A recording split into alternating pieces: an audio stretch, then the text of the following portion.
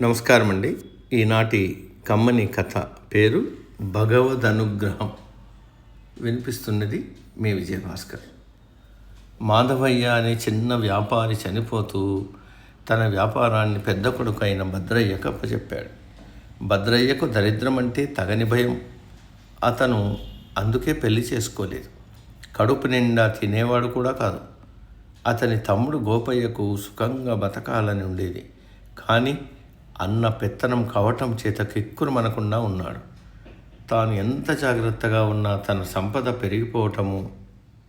పెరగకపోవటము, తన ఊళ్ళోనే ఉన్న విష్ణువర్మ అనే వ్యాపారి దాన ధర్మాలతో విలాసాలతో ఎంత ఖర్చు చేస్తున్నా అతడి సంపద పెరుగుతూ ఉండడం చూసి భద్రయ్య విష్ణువర్మను కారణమడిగాడు. అంతా భగవదనుగ్రహం అన్నాడు విష్ణువర్మ.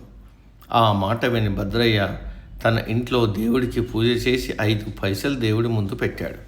మర్నాటికి 5 పైసల స్థానంలో 10 పైసలు ఉన్నాయి. ఆ మర్నాడు 10 పైసలు పెడితే అది 20 పైసలు అయింది. భగవంతుడు తనను ఎలా అనుగ్రహిస్తున్నాడో తమ్ముడికి ప్రత్యక్షంగా చూపాడు. భద్రయ్య తమ్ముడు నవ్వుకున్నాడు. చిన్న చిన్న మొత్తాలు రెట్టింపు కావడం చూసి ఒకనాడు భద్రయ్య తన దగ్గర ఉన్న డబ్బంతా దేవుడి ముందు పెట్టాడు. మర్నాడు చూస్తే దేవుడి ముందు డబ్బు లేదు. తమ్ముడు గోపయ్య కూడా లేడు. సమ